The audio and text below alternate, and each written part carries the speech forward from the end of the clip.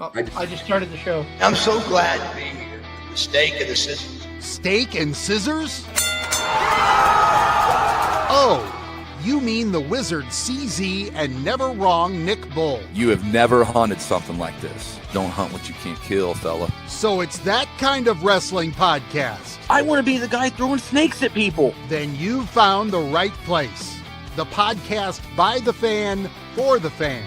The card subject to change. The surefire first ballot Hall of Famer, Mantar. Here now, your hosts of the Card Subject to Change podcast, the Wizard CZ and never wrong Nick Bull.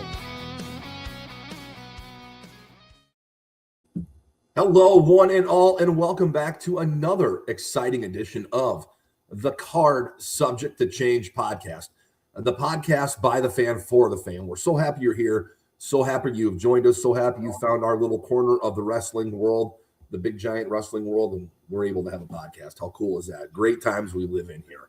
I am your host, Never Wrong Nick Bull. Thank you for joining us. So glad that you're here. Episode 238. We got a good one here for you tonight, and glad you're along for the ride. Glad you're along for the ride that is the world of professional wrestling. I would be remiss if I did not introduce to you my tag team partner. He is the one that pushes all the buttons and makes this show go behind the scenes.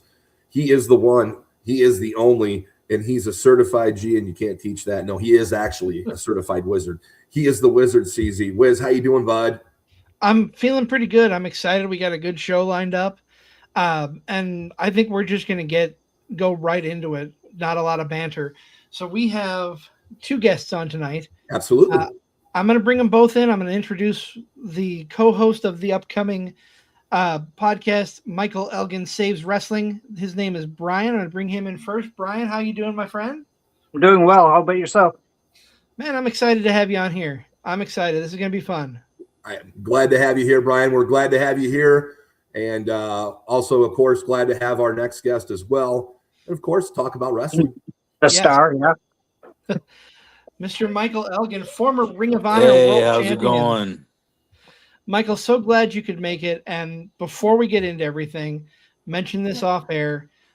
Unfortunately, I cannot hear what is being said right now. Oh, no. Let me try and take you out and take you back in. Yeah. Did that help at all?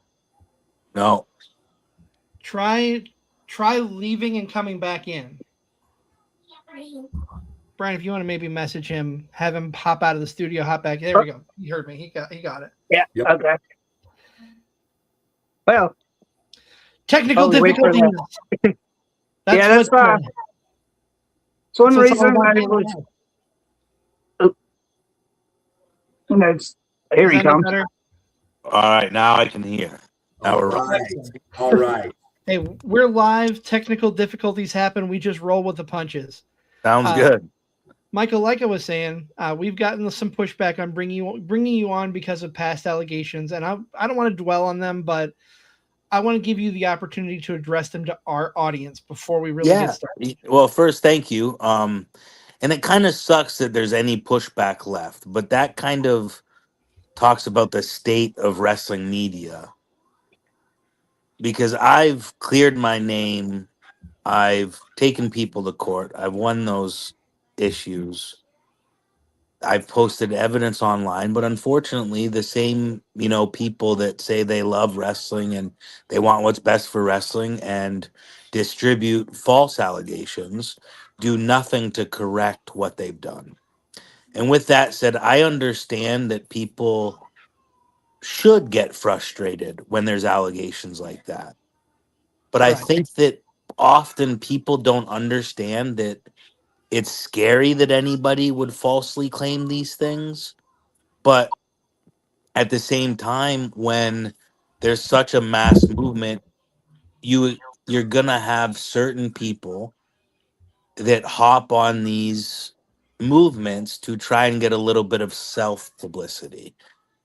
And unfortunately, we have to weed that out because in my eyes, it only hurts people that really had issues and had to speak out against people because they were in a position of power and control So I get why people have been frustrated in the past, but I've done everything, jumped through hoops to clear this up.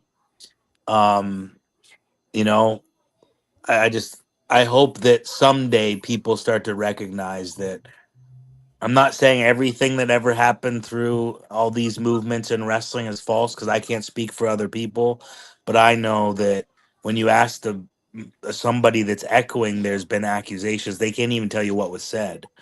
And why they can't tell you what was said is these things are buried and then lists of names go out.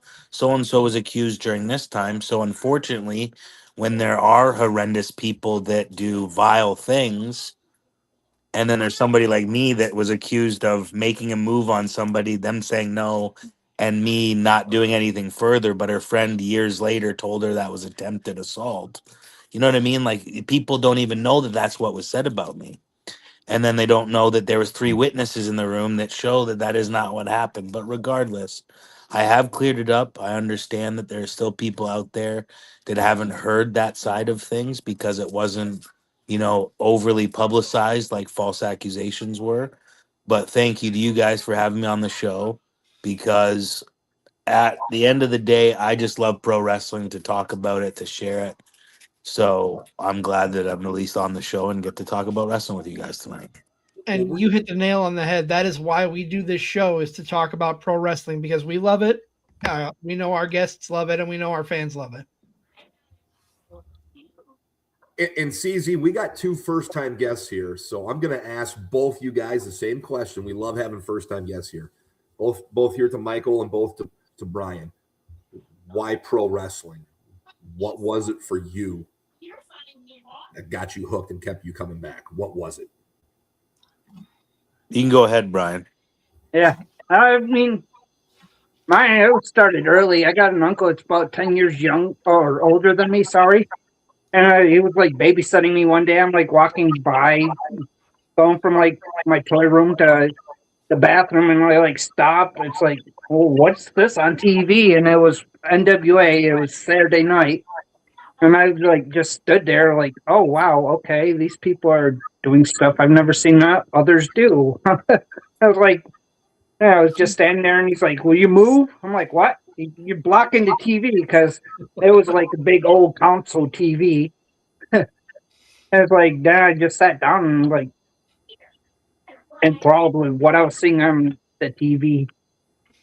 Do you remember what you saw on the TV that enthralled you? What was it for you? Not the specific match, but Saturday night NWA, so it was like Barry Windham versus some jobber, or it was a star out there to get over. No, I know exactly. I mean, that was a little before my time, but you painted the picture. Yeah. I know what you mean by watching that and being enthralled by it. Michael, what about you? What was it that got kind of wrestling? Started wrestling, like you're obviously a fan. So what was it for you that got you in? I am an only child, but my family was real close. So I had a lot of cousins and such. Sure. They were all a little bit older than me. So when I was born, they were just about ending their wrestling. So the first, right out of the womb, I remember the first picture of a Christmas, I'm a December baby. My family gave me an old LJN Jimmy Hart figure. Oh man! There's a picture of that. And as I said, I'm December 13th, so 12 days later, I'm having that as a Christmas present, right? And just my cousins always watched it and played with the toys, and they gave me all their hand-me-downs, and I can't remember a time of any memory I have that wrestling isn't at the forefront of that memory. What is your favorite memory that you can recall from your childhood when wrestling was at the forefront? 1996, right after Sean won the world title, we have the CNE in Toronto, the Canadian National Exhibition.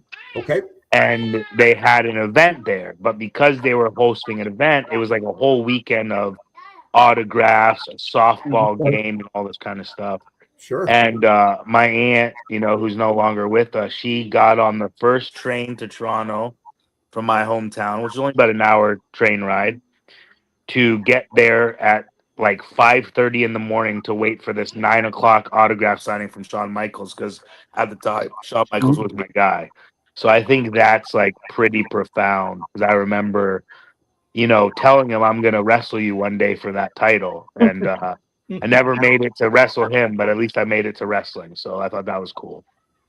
Which that brings me to the question I always follow up Nick's first question with, and this is going to be more for you, Michael, because you've been in the ring. But do you remember that crystallizing moment that in your life that you just had to get into this business? You absolutely had to do this. Again, it was like my life took me to that. Okay. You know what I mean? Like there was no one moment. It was like I remember kindergarten, when it's cute for like teachers to say, "Hey, what do the students want to be when they grow up?" Like I'm going to be a pro wrestler. So like I really don't remember a time in my life where I wasn't saying, "Hey, I'm going to be a pro wrestler." So I don't know if there was ever another moment, like one moment specifically. I think it was just so ingrained in me to watch it, to play with the action figures, to, if there's an autograph signing, if there's the toys, like whatever it was, I was heavily focused on wrestling was my thing. So I don't think I really was given a choice, meaning that that's just how I was brought up. Like I fell in love with wrestling. I stayed in love with wrestling. I have totes and totes of VHS tapes from recording everything that was on TV and Sure, tape sure. trading in the 90s when I had to collect allowance and give my mom the cash for a check to mail in to order tapes out of magazines. Like it was just always at the forefront of my life. Like I remember my buddy got Toronto Raptors tickets on the day of WrestleMania 13, and my mom like had to force me to go. I was like, I don't want to go. And then I got in trouble because I was such a shithead at the game, because all I could think about was Bret Hart's wrestling Stone Cold Steve Austin at WrestleMania 13. I was unbelievable. The worst kid on that night, just because I didn't get to see WrestleMania 13. Oh, jeez. That was just, I was going to see a live basketball game with my best friend, but at that moment I did not care. Nothing else existed. I just knew that I wasn't watching WrestleMania the night it happened. You mentioned a couple of great names. You mentioned Shawn Michaels, Bret Hart, Steve Austin. Who obviously Shawn Michaels was an influence for you. Who were some of your other influences? So I kind of have to go into deep explanation for this. I started as a Hulk Hogan fan. Now, when I say that, I know that he did some stuff that was not great in his life. I don't know Terry Bollea. All I know is the character Hulk Hogan that was portrayed in front of me, especially in the early 80s, or the late 80s, early 90s. I mean, he was a real life action superhero. Like that's what he was to kids. So my fandom started with him, but I remember very early on as a wrestling fan starting to like Macho Man and Ricky Steamboat and the Rockers and the Bulldogs, and then obviously the Hart Foundation. So I remember like enjoying wrestling for the athleticism and the sport of it more so than the entertainment at a real early age. And then in 1992, because growing up in Canada at the time I did, we didn't get anything but WWF programming. Okay. So we didn't have much. So when my best friend got a satellite dish down the street, so he got the Great American Bash 92, which was the WCW tag title tournament that had like Hase and Hashimoto and Dr. Dusty Williams and Terry Gordy. So it was the first time I really saw not only WCW, but these guys. I had seen, like the Steiner brothers and stuff in the magazines, but the magazines in the States weren't really covering Japan on a huge level. So you never saw those guys on a front cover or anything. And I was just amazed by it. Looked different than me. At that time, I couldn't explain what the difference was. It was just different. And I liked it. It looked like a sport. It looked like a fight. And you got to remember at that time, uh, video stores in Canada were getting like UFC type tapes too. So it's like all around that same time. So you're seeing this like real action, real fighting, and then you're seeing the Japanese wrestling style and like the NWA style. And I started tape trading immediately, where I would say Steve Williams, Kenta Kobashi, like Kawada and Stan Hansen are 4 huge influences on me, outside of the guys that I named from the fandom of WWE. Absolutely. And Brian, I'll kind of switch things over to you. I know you mentioned you talked about the NWA. Who were some of your favorites growing up? Who did you gravitate towards? Well, early on, it was like people like Barry Windham, Ricky Steamboat, because I watched NWA and WWF. And there was like tag team, the British Rub it in Bulldogs. my face, Brian, that you got both where you live. Oh, we had more than that. We also occasionally would have like WC or World Championship Wrestling out of Dallas, Texas, and AWA. It was just it was like every day you could consume wrestling. Well, 96 in Canada, we started getting Lucha on the TLN network. Yeah, and then see, obviously WCW and stuff at that time too. But yeah, we were just such a heavy WWF territory for at least during my early years, right? Because later, Oh yeah, 'cause WWF bought out that. That would have been Jack Tunney's territory, right? Yeah. Yeah. They bought it out from him and just established themselves there, choking out people. Like my first live event was NWA. You know how rare that was in a northern city, so Right. far up north. I don't know how that happened, but yeah, that was the first live event I saw at Grand Rapids Stadium Arena. Wow. And Toronto was like WWE's second stronghold. Yeah. Yes. After being in the Northeast, they kind of made that their second home. And like you said, Michael, wow, that's all you guys had was WWF or WWE growing up. I mean, I didn't have cable till later in high school, so I had one neighbor record like WCW Saturday Night for me, and one neighbor record like Raw for me, and that's how I kept up with it. So when you said something about VHS, that put a smile on my face. I got a working VCR 5 feet from my hand, and Nice. I have way too many tapes because I was tape trading, so I have a crap ton of Japanese and Lucha Libre tapes, World of Sport tapes. I went deep down the rabbit hole. Wow. So I have like 2002 to like 2007 or 2008, like OVW TV. Oh, like, wow. yeah, like I started collecting whatever I could because, especially when I started wrestling, I was still tape collecting. Like there was a time where I would drive to like Michigan and do a show, and my whole payday went to the Smart Mark video table because there was some independents from out east that I didn't get to, but I wanted to know the guys out there, so that if I ever got an opportunity, I could show up and knew who I was wrestling, what they did, what type of match we could have. So like I have way too many tapes as it is, and then binders and binders and binders of DVDs. Sure. Well, you talk about the links that you went through to get those tapes. Talk about now as a wrestling fan, it's at the drop of a couple buttons in your hand. Yeah, you can watch just about anything you want. They don't. Which I can't complain. Wrestling fans, what frustrated me when I was running the school was I would bring up somebody to my students and they'd be like, "Who's that?" I'm like, wait.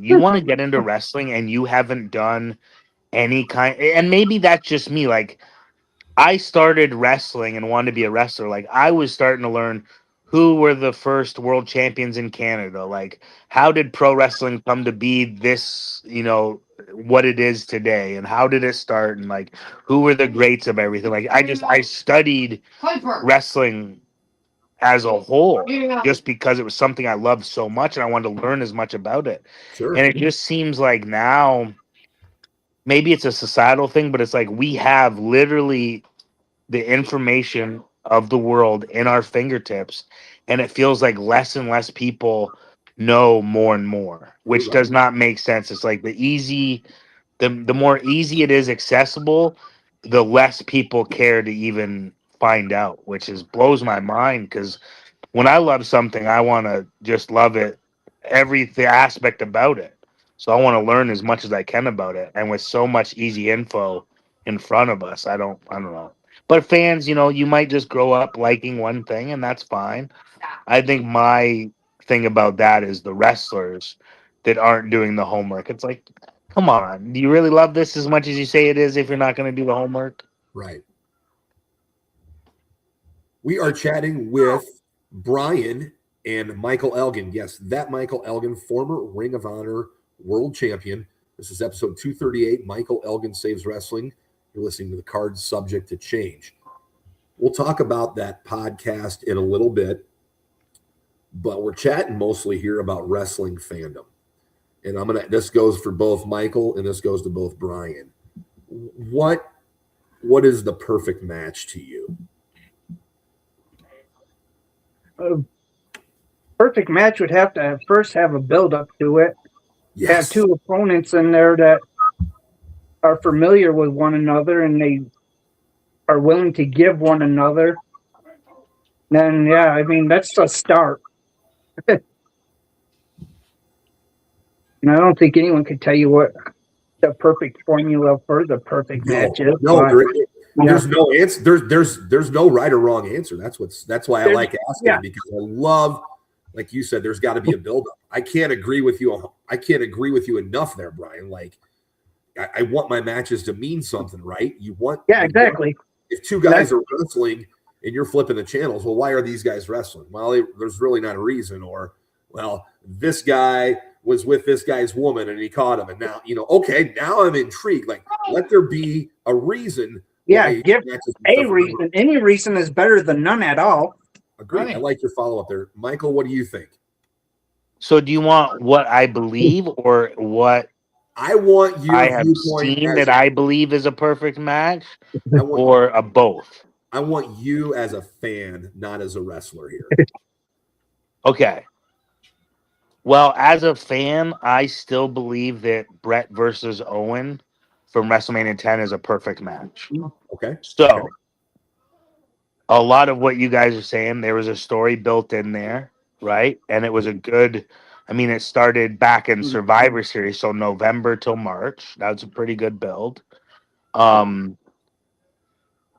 then outside of, a build to a match, I don't care necessarily for like some kind of gimmick match, even though the best bet I would say would be like a steel cage could still get really, really good for like the perfect match for me.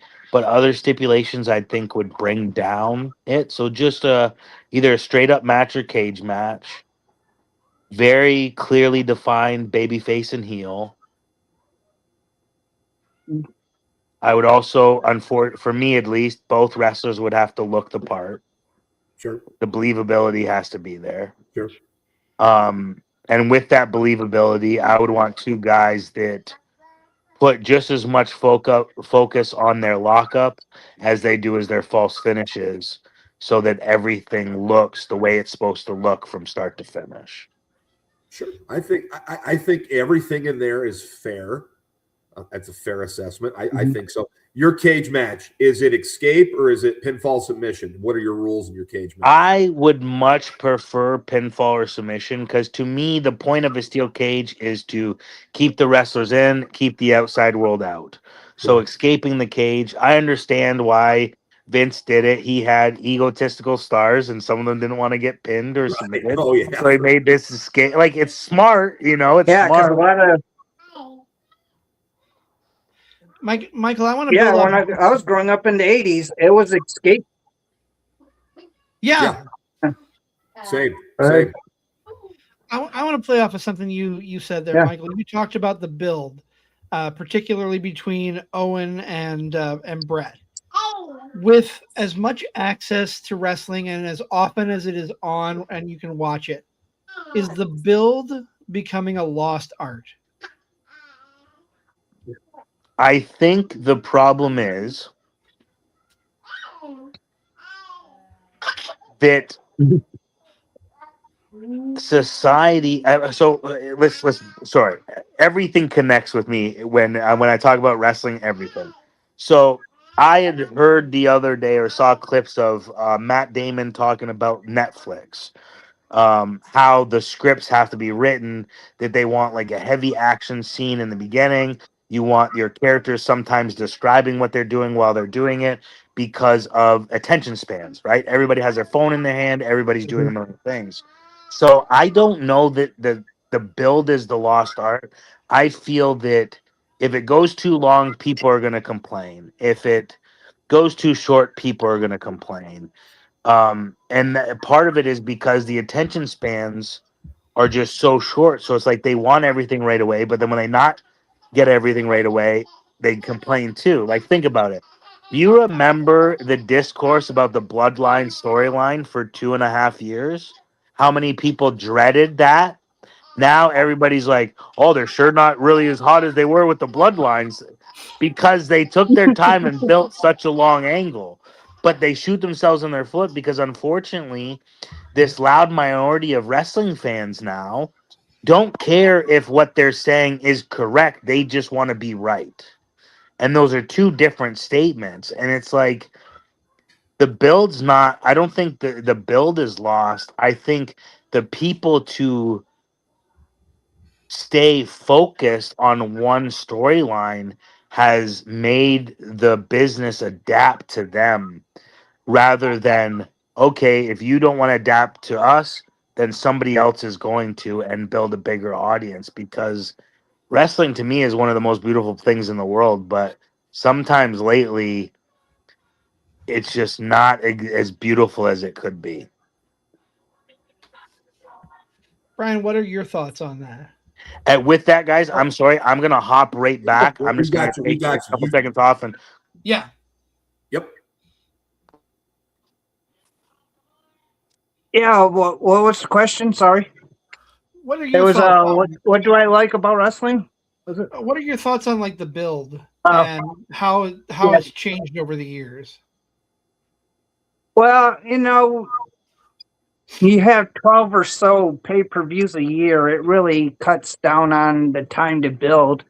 You think back like WrestleMania 3, that Ricky Steamboat Macho Man match, it had months of build up to it. It was started out with Macho Man crushing Steamboat's larynx with a ring bell on the barricade.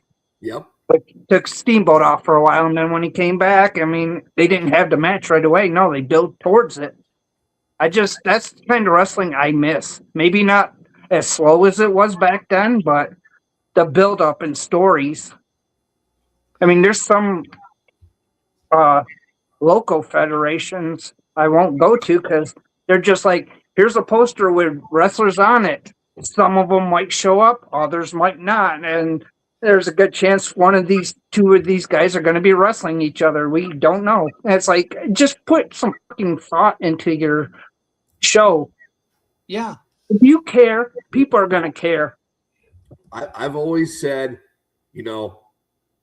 I'm suspending my disbelief, correct? Yes, exactly. That's what it is. But make things make sense. If you make things make sense, I'll go along for the ride and not complain. But make things make sense. Make things, there should be explanations for things, but that's neither here nor there. We're just talking about. No, there definitely always should be a reason of some sort. I mean, for sure. To me, it's not that hard to write a freaking show. I've done so. It never went anywhere, but we'll leave that into where it is. But I've had, first off, when I was booking people, I knew who were going to show up. And then I was writing for them and their personality specifically.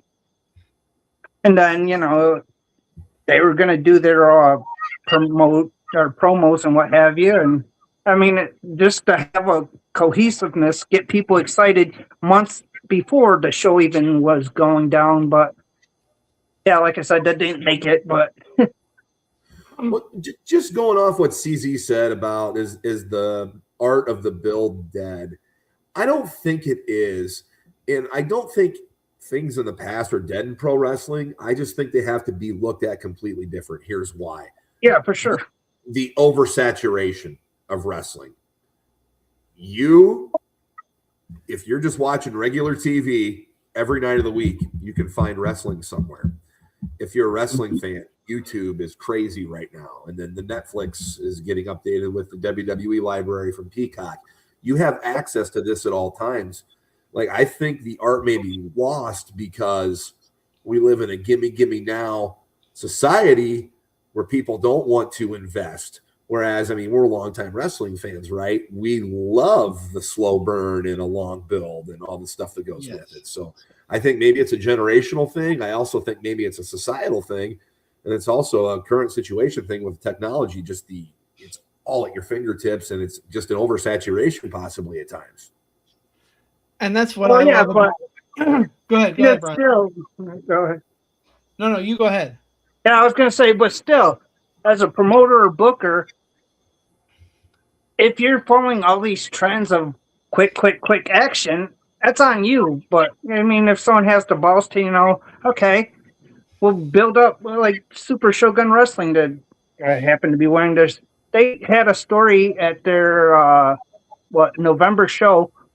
It was a 2-year build up to that. No one else is doing that on an independent level. No one's doing that on TV, as far as I know. And the payoff, of course. Definitely. I mean, yeah, it was magnificent. And you took the words right out of my mouth. There are a couple of independent companies here in our area where I will just applaud because they do have the longer stories. They're not just throwing matches at you to throw a match out there. You have like, sure, they may have shorter stories, but you have like, I'll throw Jason Prentice under the bus, and not in a bad way.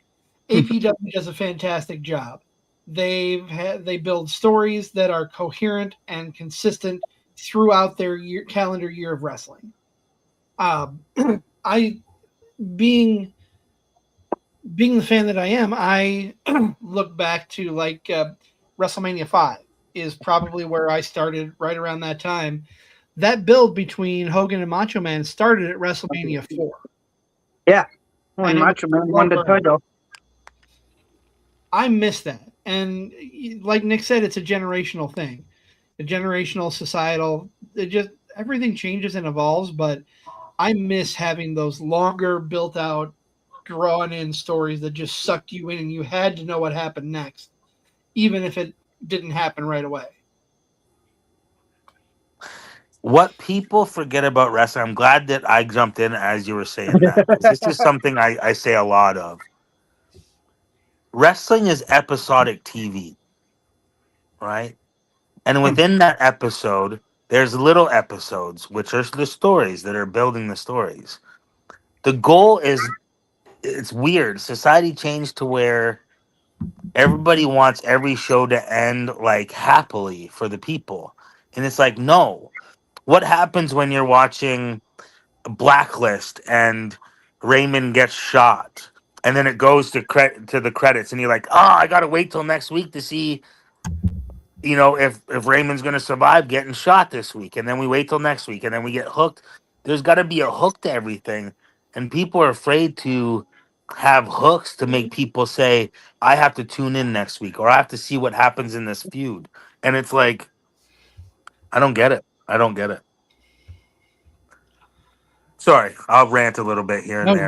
Not at all. You added right to it because we were talking about when you stepped away just about how it is maybe a little bit tougher now for the builds because there's just an oversaturation of wrestling. It's available everywhere. It's on every night if you just want to watch regular TV. But no, that blended well into the conversation. We're talking with Michael Elgin and with Brian, guys from Michael Elgin Saves Wrestling podcast. I want to know the origin story of your guys' podcast. I know what CZ's and I's was, but I want to know how you guys decided to get together, the meeting of the minds, and then come up with this podcast. You can kind of speak on it, Brian, and then I'll add in. Yeah, I mean, I suppose we go back about 2 years ago where originally had Michael Elgin on the Push with Prue, which is channel I started. My wife does interviews on. Sure. And from there, I've had his name in my phone and occasionally would message him just to chat and see what's going on. And then not long ago, I had this idea like, you know what? He's always doing this advice from a vet. Why not, also utilize his knowledge of wrestling and put it out there for a show and see what happens with that. And yeah, I And mean, then, that's, was the basis of us connecting. sure. And to me, wrestling changes so much. For And sure. with the increase of social media, I see some things that I wish people would work on wrestling wise and even promoting wise. Now I feel like we're getting people who are content creators that wrestle when they can rather than being wrestlers who make content.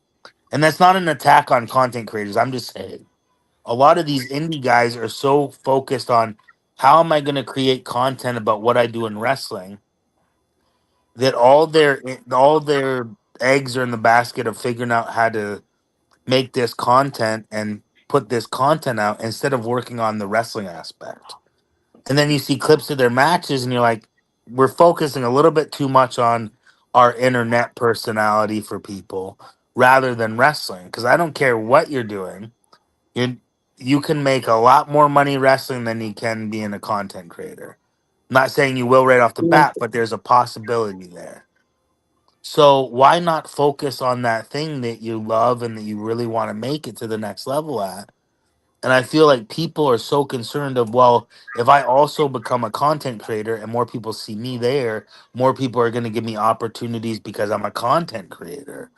And it's like, no, no, no, no, no. Be a wrestler first, if that's what you've chosen. Sure. Sure. And when I look at the stuff, it's really also, it breaks down. I mean, from 2008 to 2010, I made a living on the indies. I did not have any TV exposure. I did not have a contract. Now think about it. Name one wrestler who's never been on TV, never been signed to a promotion, that is now making a living as an independent wrestler. Can you name anybody? Not offhand, because even Matt Cardona was in WWE before he. Right. Yeah. And even if Cardona hadn't been in the WWE, he's at promotions like GCW that have exposure through But why did he get GCW? because of WWE. Yeah. And I mean, because, I'm not knocking Matt Cardona's wrestling. I'm just saying right. Exactly. No. it's not a scene where people can make that living anymore because the quality is down. And that's not running people. It's just there's a reason why that quality is down. AEW signs a bunch of people, WWE signs a bunch of people. People are no longer out there doing seminars, bringing out to these shows to wrestle the top guy in this indie promotion, to give him advice that he then goes back and gives to everybody else. So there's not a lot of people getting high quality in the ring, like kind of seminar when they're wrestling these top opponents. Repetitions, practice. But not only Yeah. that, like I remember I wrestled. Do you guys remember Monix? Pat Monix? I do not, but I don't Okay. either. So I wrestled him at IWA Mid South in like 2017 or 18.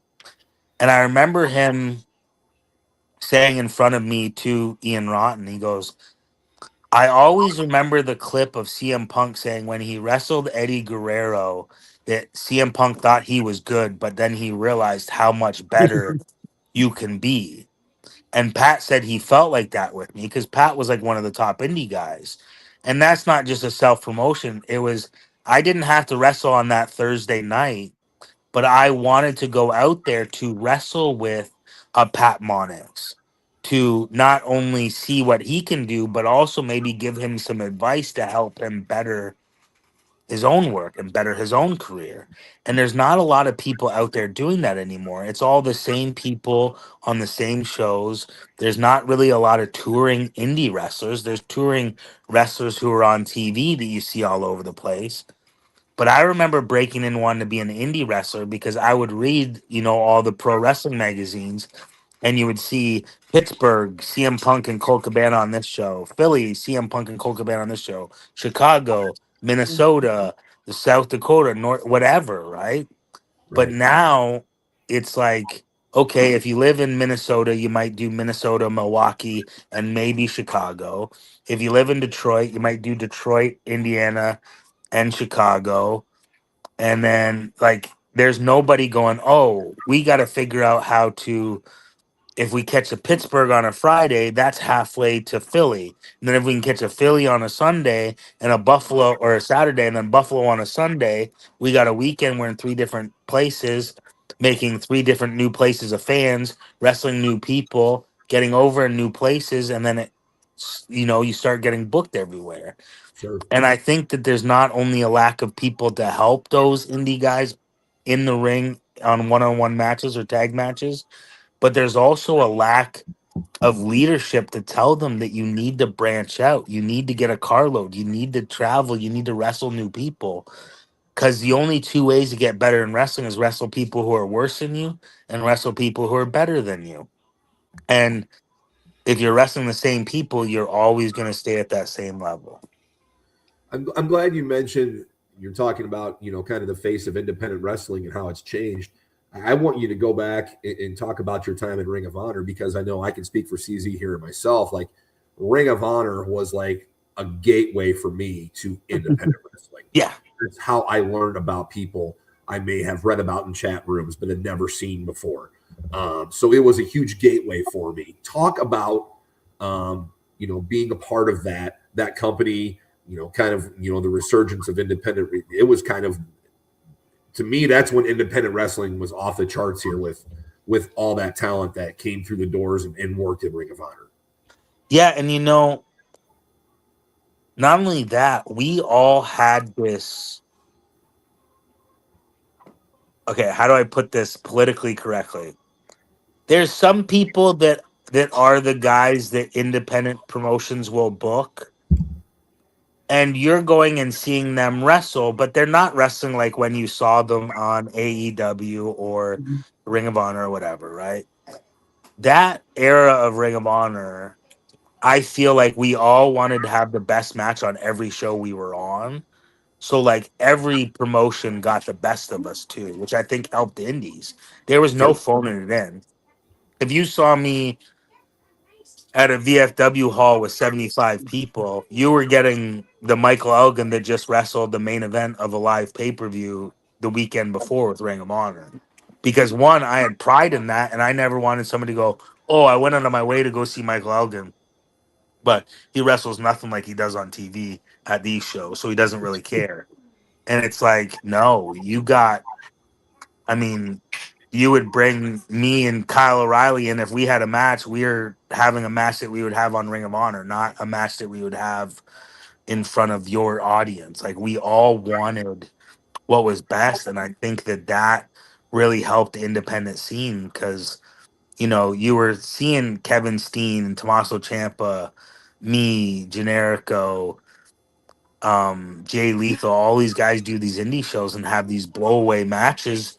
And if you look now, all those people that we were going out and wrestling are now the guys that are signed to AEW and doing the best on the indies because they got to be around us, right? Because if you were the top guy in Michigan, that promoter would fly in, a me or a Jay Lethal a couple months, and it would usually be the same group of wrestlers from that area wrestling the guys that got brought in, and they all got better, and then they kind of got a carload, and they helped them get better, and it was a trickle down effect.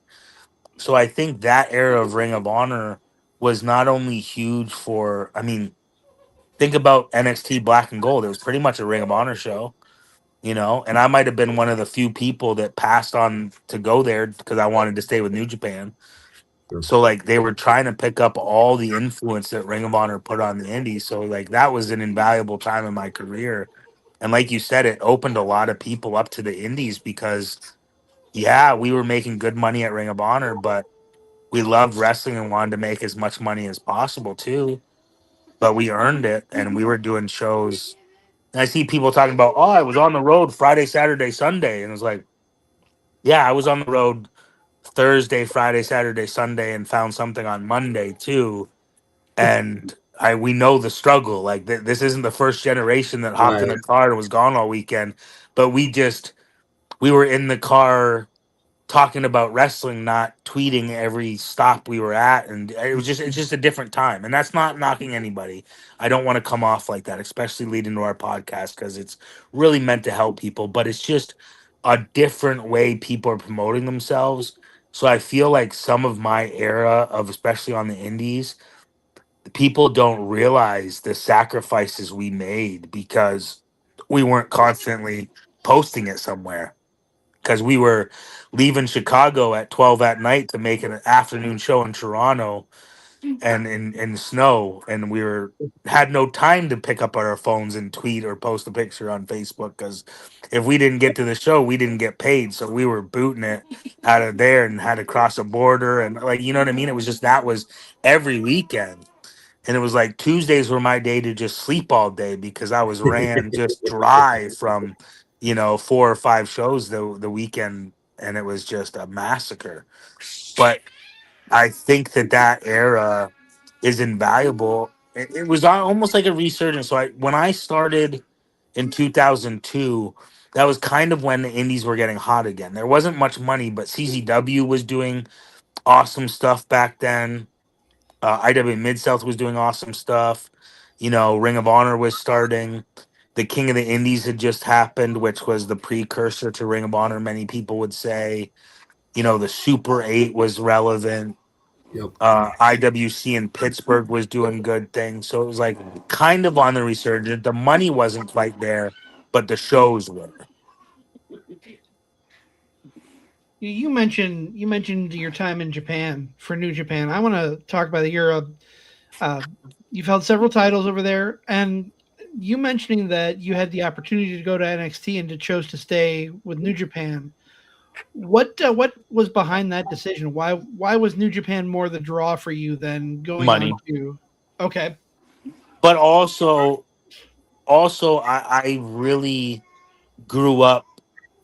The way I looked at the career that I wanted to have was more so in the footsteps of your Jerichos and Dean Malenko's, and Eddie Guerrero's. You know what I mean? I wanted to have name value and work value in Japan, in Mexico, on the indies, so that if I did get an opportunity, I wasn't falling to the side because I didn't have enough background to back me up into a high position, right? Because we've seen it. A lot of people go from NXT to WWE and they don't see as much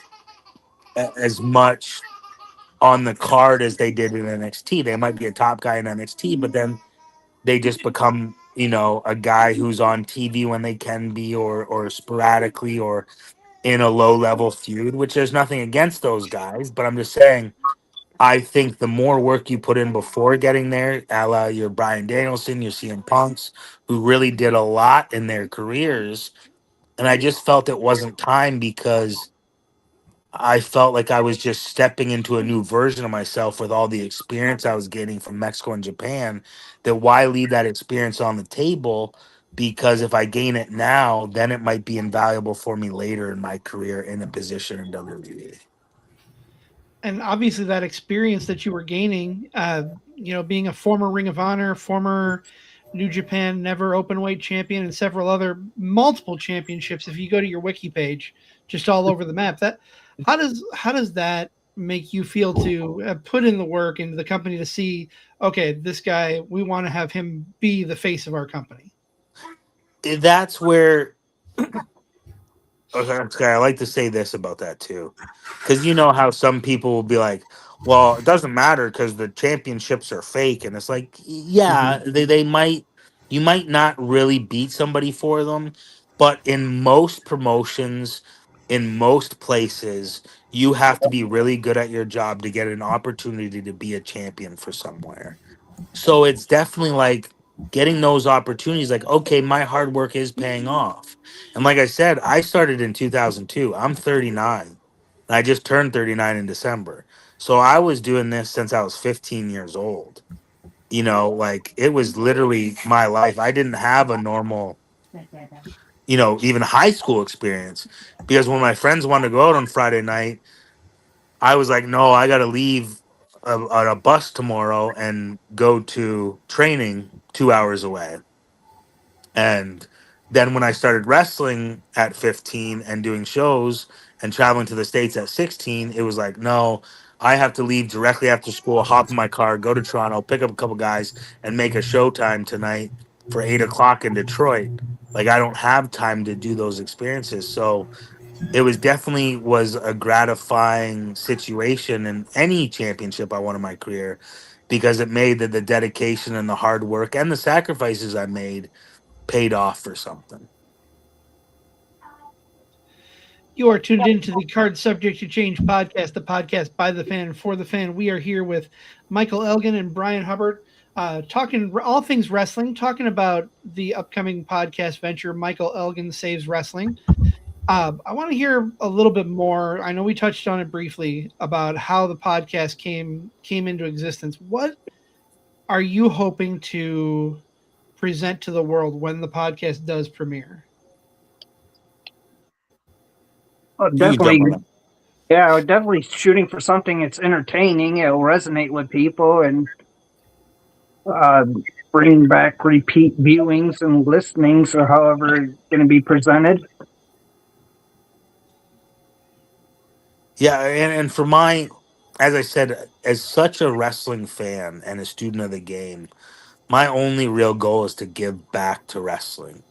So whether that be, wrestling fans who want to tune in to kind of hear a little bit more in-depth reasoning of stuff, because I find like, for instance, if you listen to the Jim Cornette podcast, he has some very sound advice, but unfortunately, he also is shitting on things that a lot of fans don't agree with. Myself, the same. Like as soon as he runs down Kenny and Young Bucks, I'm like, "Come on, Jim! I've wrestled them; they're really good."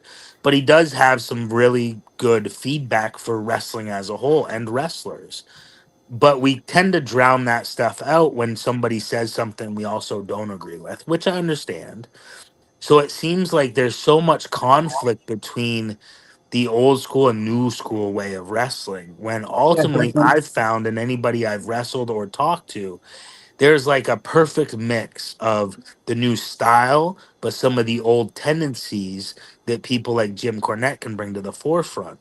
And I've been lucky enough to have a 23-year career, be around many people, such like Jim Cornette, with a fountain of information for me to get. And I just want to be able to give that back to whether it be, like I said, fans that want a little bit more in depth view of what professional wrestling is, and especially wrestlers who want to tune in and hopefully utilize the information that we're going to put out there to help them be better performers themselves.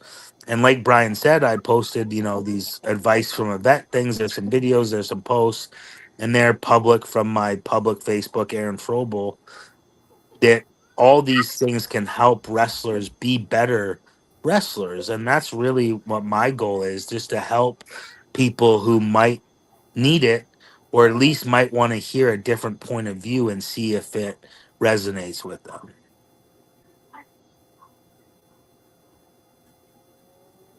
And I think that's a great premise. I'm excited to see what you guys bring to the table. Uh, Let me ask you, if you could go back to your younger self, give yourself one piece of advice before you get into the business, what would it be?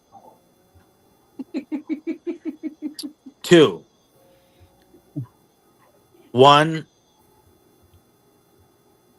treat working out like it's your job just as much as wrestling. And 2, not everybody you meet is your friend. And on that note, I'm not going to cuss, but I'm going to say F them, the ones that I'm referring to. That's very fair. What kind of timetable are you guys looking at for the first episode to come out of the podcast? Yeah, I definitely have to sit down and look at that. Probably, yeah, I'll have to touch on schedules again and get that all strained out. And yeah, you can tell I wasn't prepared for that at all. Probably, we've been talking here and there because I have ideas and Brian has ideas. So probably within the next month, my schedule is changing with the kids and stuff. So that's really just what we got to. I'm kind of the one that has a little bit more on my plate, just for figuring out the perfect time to. But I think we'd like to at least start within the next month because the more I'm getting ready for the podcast, the more stuff I got in the tank to use, and I get kind of anxious to put it out there, especially when it's about wrestling, because as it's still just it's something that encompasses life, you know. And that's I'm excited to see when things come out for you guys. I've got links to both the Facebook and YouTube page for you guys in our description. So if you want to follow along, watch when the first podcast comes out, click on the links in the description for Michael Elgin Saves Wrestling, and we'd be happy to hype you up as well when that first episode comes up and beyond. So you definitely appreciate that. Yes, appreciate that. Thank you. It's all about the love of the business, right? For sure. I mean, you help people, they help you, and that's how you build up something. That's how you get established, I guess. And Well, absolutely. It's just trying to help each other out. You know, at the end of it, we're all wrestling fans. One of us in the room was a former, Ring of Honor world champion. One of us held a title. That's just the difference. Yeah. He took a bunch of bumps, and we did. I'm still listening. Fandom, but fandom. Yeah. Oh, he's definitely still a fan. I love it, and I get confused when wrestlers say they're not fans anymore, or they don't watch it or anything. It's like, even if you're not watching as a fan, if you're watching as somebody that hopes one day to be in these situations, I know going to have a match with somebody who's, at a higher position than you, if you come with ideas for them and yourself, you're more likely to get your ideas sneaked into that match. If you also cater to the other person, oh, I saw you do this. What if we do this as a spot? And it's also helping you get over. So, like, why wouldn't you just watch everything to be familiar? Like, I got to the point, like, before I got hurt at my job in December of 24, if I was booked on a show and wrestling somebody, I would ask the promoter, hey, do you have any footage of their stuff with you before? Just so when I went there, I knew what they were doing, and I didn't have to do that. I could have just walked in and say, okay, what do you do? Okay, we're going to do this tonight. But I really wanted to give people, the fans, number one, but 2, the wrestler and wrestling, like, a good match. So I think you have to be a fan to really be great at wrestling. And to add to that, if you're not really learning, you're not really living. So going back and watching, as a fan and as a wrestler, you're even as a fan, you're learning something new from what you're watching. Yeah. You're not going to be a doctor and stop, as soon as you graduate from have your PhD and your doctorate, you're not going to stop learning because there's new things that are changing. You're not going to be a teacher and stop learning. So it's the same thing in pretty much anywhere, in my opinion. You would think. Trust me, you would think. Last question here before we wrap things up with Michael Elgin, with Brian, the fellas from the Michael Elgin Saves Wrestling podcast. What are you a fan of currently? What catches your eye, Michael, or what catches your eye, Brian, or what do you go out of your way to watch? Who do you like, or what are you liking right now? You can answer that, Brian. Okay, yeah. I go in and out of AEW because I have HBO Max, so I tune into that when I do tune in. I like JCW, Ohio Valley Wrestling, which is all on YouTube. And then just looking for clips of, like, friends of mine when they perform this last weekend. But yeah, I mean, I guess what is that? Major League Wrestling's coming back weekly, which I'm excited about. Okay, That was good. another company I really like. Yeah. Michael, what do you have your eye on in the current product? I regularly watch WWE, AEW, and All Japan.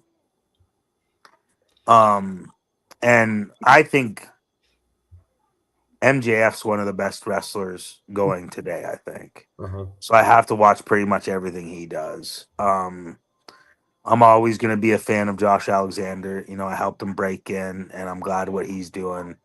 Kenny, of course.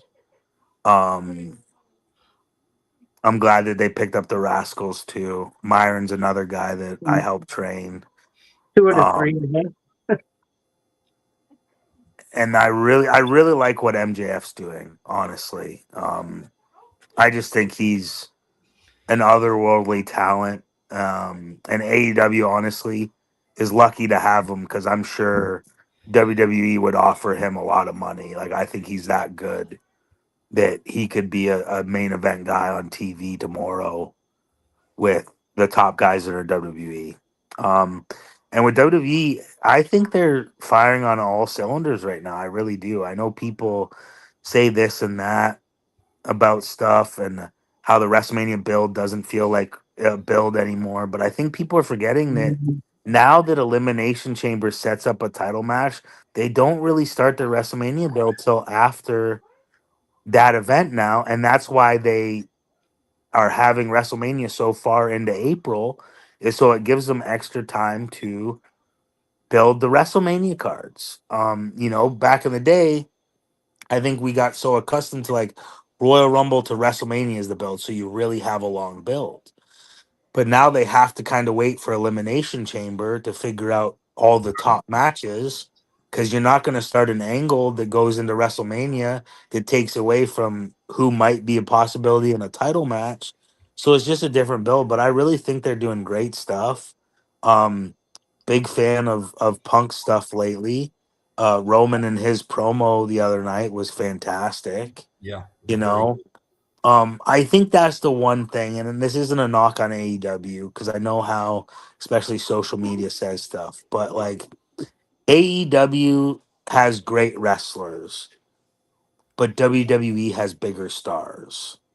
And to the casual audience and to kids, stars matter. Like that's just something that sells. That's why merchandise is so important. Stars sell, right? And sometimes stars aren't as great of wrestlers as other people. But if that's what, you know, what wrestling was all about when it comes to professional wrestling, then Brad Armstrong would be like a 10-time world champion, right. right? Like Any of the seriously. Armstrongs. So you need some star power there. And that's something that that AEW does not do as well as WWE. But AEW has fantastic wrestling. And then All Japan, it's the one place I wanted to wrestle that I couldn't because when I joined Impact, they used me as like the bridge to Noah because they wanted to get back to working with Japan. And because of my popularity in New Japan and going over for Big Japan and selling out Corrigan for the first time in 11 years for that company, Noah really wanted me.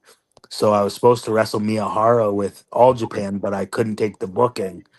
And that's one that I grew up as a Kabashi, you know, a Four Pillars fan, which was All Japan. So Sure. it's some place that I was talking to before I got hurt.